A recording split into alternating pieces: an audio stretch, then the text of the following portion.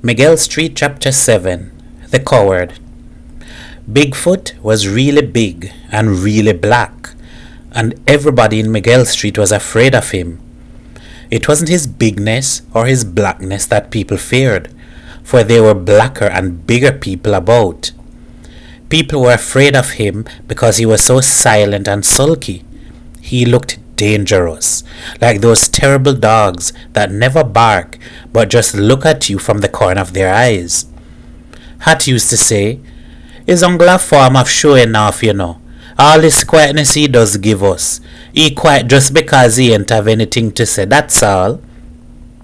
Yet you could hear Hat telling all sorts of people at the races and cricket, "Bigfoot and me, we's bosom pals, man. We grew up together." And at school, I myself used to say, "Bigfoot does live in my street here, and I know him good, and if any one of you touch me, I go tell Bigfoot." At that time, I had never spoken a single word to Bigfoot. We in Miguel Street were proud to claim him because he was something of a character in Port of Spain, and had quite a reputation. It was Bigfoot who flung the stone at the Radio Trinidad building one day and broke a window. When the magistrate asked why he did it, Bigfoot just said, "To wake them up." A well-wisher paid the fine for him. Then there was a time he got a job driving one of the diesel buses. He drove the bus out of the city to Carronage, 5 miles away, and told the passengers to get out and bathe. He stood by to see that they did. After that he got a job as a postman, and he had a great time misplacing people's letters. They found him at dockside with the bag half full of letters, soaking his big feet in the Gulf of Paria. He said, "It's hard work, walking all over the place delivering people letters. You come like a postage stamp man." All Trinidad thought of him as a comedian, but we who knew him thought otherwise. It was people like Bigfoot who gave the steel bands a bad name. Bigfoot was always ready to start a fight with another band, but he looked so big and dangerous that he himself was never involved in any fight, and he never went to jail for more than 3 months or so at a time. Hat especially was afraid of Bigfoot. Hat often said, "I don't know why they don't lose Bigfoot in jail, you know." You would have thought that when he was beating his pants and dancing in the street at Carnival, Bigfoot would at least smile and look happy. But no, it was on occasions like this that he prepared his sulkiest and grimmest face. And when you saw him beating a pan, you felt, to judge by his earnestness, that he was doing some sacred act. One day, a big crowd of us, Hat, Edward, Edos, Boy, Errol, and myself, went to the cinema. We were sitting in a row, laughing and talking, all during the film, having a good time. A voice from behind us said very quietly, "Shut up!" We turned and saw Bigfoot. He lazily pulled out a knife from his trouser pocket, flicked the blade open, and stuck it in the back of my chair. He looked up at the screen and said in a frighteningly friendly way, "Talk." We didn't say a word for the rest of the film. Afterwards, Hat said, "You does only get policeman son behaving in that way. Policeman son and priest son." Boy said, "You mean Bigfoot is a priest son?" Hat said, "You're too stupid. Priests and them does have children." We heard a lot about Bigfoot's father from Hat. It seemed he was as much a terror as Bigfoot. Sometimes when Boy and Errol and I were comparing notes about beatings, Boy said, "The blows we get is nothing to what Bigfoot uses to get from his father. That is how he gets so big, you know. I meet a boy from Belmont the other day in the savannah, and this boy tell me that blows do make you grow." Errol said, "You is a blasted fool, man. Oh, you does let people give you stupidness like that." And once Had said, "Every day Bigfoot father the policeman giving Bigfoot blows like medicine. 3 times a day after meals, and hear Bigfoot talk afterwards. He used to say, when I get big enough children, I go beat them. Beat them. I didn't say it then because I was ashamed, but I had often felt the same way when my mother beat me. I asked Hat, and Bigfoot mother, she used to beat him too? Hat said, oh God, that would have killed him. Bigfoot didn't have any mother. His father didn't marry, thank God. The Americans were crawling all over Port of Spain in those days, making the city really hot. Children didn't take long to find out that they were easy people, always ready to give with both hands. Hat began working a small racket. He had 5 of us going all over the district begging for chewing gum and chocolate. For every packet of chewing gum we gave him, we got a cent. Sometimes I made as much as 12 cents in a day.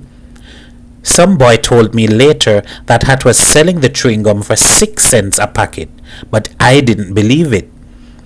One afternoon, standing on the pavement outside my house, I saw an American soldier down the street coming towards me. It was about 2 o'clock in the afternoon, very hot, and the street was practically empty.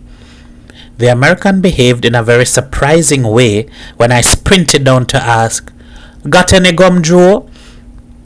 He mumbled something about begging kids, and I think he was going to slap me or cuff me. He wasn't very big, but I was afraid. I think he was drunk. He set his mouth. A gruff voice said, look, leave me alone, you hear? It was Bigfoot. Not another word was said. The American, suddenly humble, walked away, making a great pretense of not being in a hurry. Bigfoot didn't even look at me. I never said again, got any gum, Joe? Yet this did not make me like Bigfoot. I was, I believe, a little more afraid of him. I told Hat about the American and Bigfoot. Hat said, all the Americans not like that. You can't throw away 12 cents a day like that. But I refused to beg any more. I said, if it wasn't for Bigfoot, the man would have killed me. Hat said, you know, it's a good thing Bigfoot father dead before Bigfoot really get big. I said, what happened to Bigfoot father then? Hat said, you ain't here? It was a famous thing. A crowd of black people beat him up and killed him in 1937 when they was having the riot in the oil fields. Bigfoot father was playing hero, just like Bigfoot playing hero now. I said, Hat, why you don't like Bigfoot? Hat said, I ain't have anything against him. I said, why you afraid him so then? Hat said, ain't you afraid him too? I nodded. But I feel you do him something and you're worried. Hat said, nothing really. It's just funny. The rest of the boys used to give Bigfoot hell too. He was thin when he was small, you know, and we used to have a hell of a time chasing him all over the place. He couldn't run at all. I felt sorry for Bigfoot. I said, oh, that funny. Hat said, you go here. You know the upshot? Bigfoot come from the best runner out of all away. In the school sports, he run the 100 yards in 10.4 seconds. That is why they say. But you know Trinidad people can't count time. Anyway, then we all want to come friendly with him, but he don't want to at all. And I wondered then why Bigfoot held himself back from beating Hat and the rest of the people who had bullied him when he was a boy. But still, I did not like him.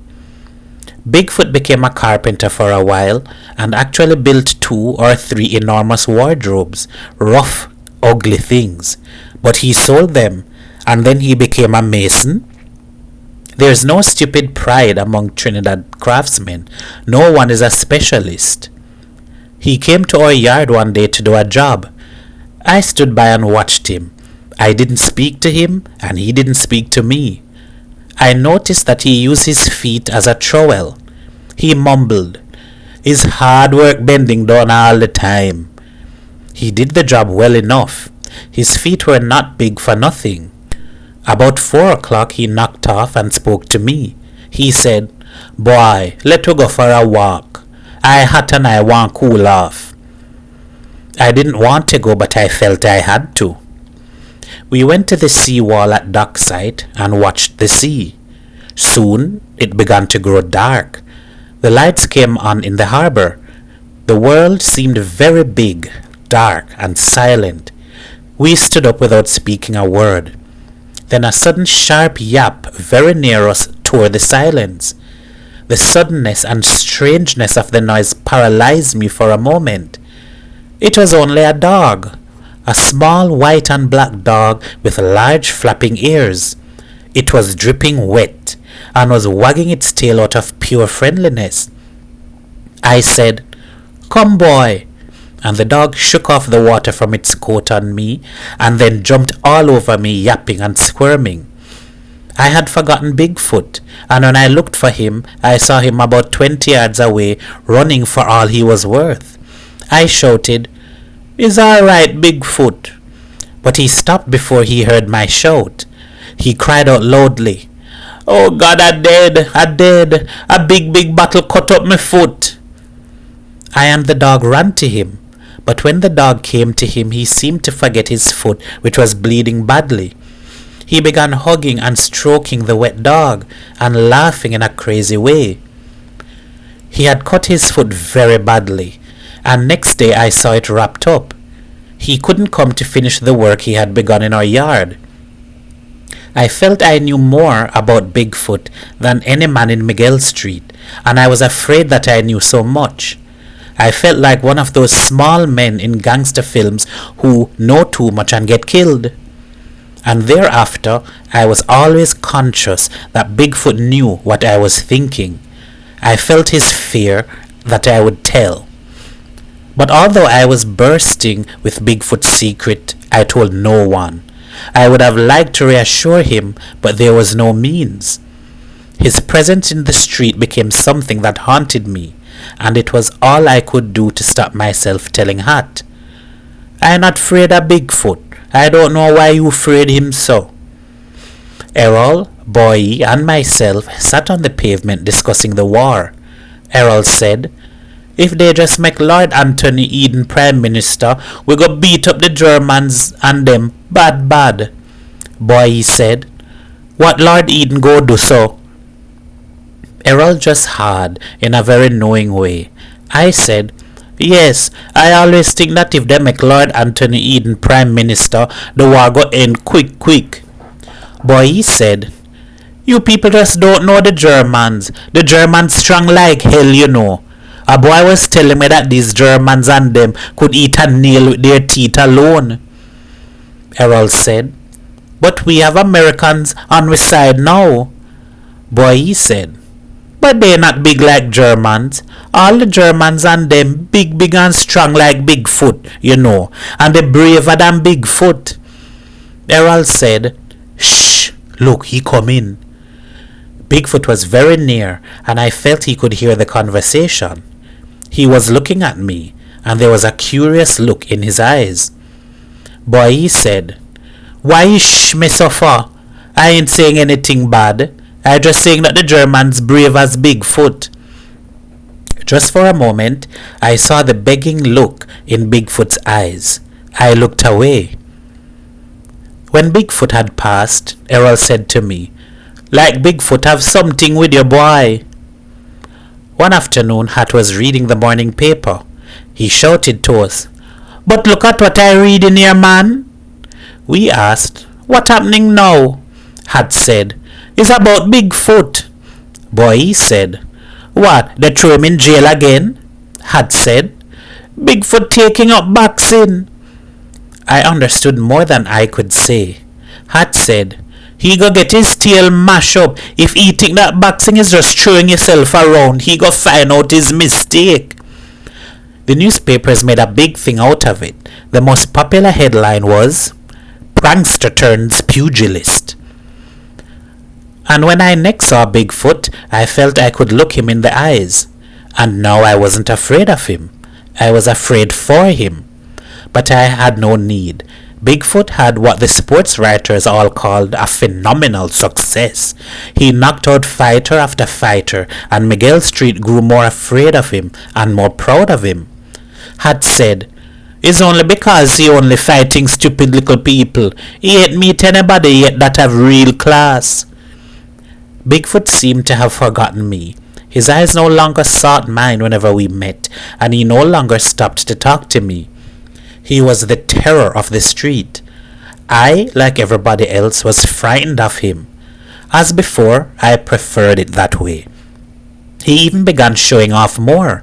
We used to see him running up and down Miguel Street in stupid-looking maroon shorts, and he resolutely refused to notice anybody. Hat was terrified. He said, "They shouldn't let a man who go to jail box." An Englishman came to Trinidad one day and the papers to interview him. The man said he was a boxer and a champion of the Royal Air Force. Next morning his picture appeared. 2 days later, another picture of him appeared. This time he was dressed only in black shorts, and he had squared up towards the cameraman with his boxing gloves on. The headline said, "Who will fight this man?" And Trinidad answered, "Bigfoot will fight this man." The excitement was intense when Bigfoot agreed. Miguel Street was in the news, and even Hat was pleased. Hat said, "I know it's stupid to say, but I hope Bigfoot beat him." And he went around the district placing bets with everyone who had money to throw away. We turned up in strength at the stadium on the night. Hat rushed madly here and there, waving a $20 bill, shouting, 20-5, Bigfoot beat him. I bet boy 6 cents that Bigfoot would lose. And in truth, when Bigfoot came out to the ring, dancing disdainfully in the ring without looking at anybody in the crowd, we felt pleased. Hat shouted, "That is man." I couldn't bear to look at the fight. I looked all the time at the only woman in the crowd. She was an American or a Canadian woman, and she was nibbling at peanuts. She was so blonde, her hair looked like straw. Whenever a blow was landed, the crowd roared, and the woman pulled in her lips as though she had given the blow, and then she nibbled furiously at her peanuts. She never shouted or got up or waved her hands. I hated that woman. The roars grew louder and more frequent. I could hear Hat shouting, "Come on, Bigfoot, beat him up, man." Then, with panic in his voice, "Remember your father." But Hat's shouts died away. Bigfoot had lost the fight on points. Hat paid out about $100 in 5 minutes. Hat said, "I go have to sell the brown and white cow, the only one I buy from George." Edward said, "Is God work?" Boy, he said to me, "I go give you your 6 cents tomorrow." I said, 6 cents tomorrow? But what you think I is, a millionaire? Look man, give me my money now, you hear? He paid up. But the crowd was laughing. I looked at the ring. Bigfoot was in tears. He was like a boy, and the more he cried, the louder he cried, and the more painful it sounded. The secret I had held for Bigfoot was now shown to everybody. Hat said, "What, he crying?" And Hat laughed. He seemed to forget all about the cow. He said, well, look at money." And all of us from Miguel Street laughed at Bigfoot, all except me, for I knew how I felt, although he was a big man and I was a boy. Wished I had never betted that 6 cents with boy. The papers next morning said, "Pugilist sobs in ring." Trinidad thought it was Bigfoot, the comedian, doing something funny again, but we knew otherwise. Bigfoot left Miguel Street, and the last I heard of him was that he was a laborer in a quarry in Laventille. About 6 months later, a little scandal was rippling through Trinidad, making everybody feel silly. The RAF champion, it turned out, had never been in the RAF, and as a boxer he was completely unknown. Had said, "Well, What you expect in a place like this? End of chapter 7.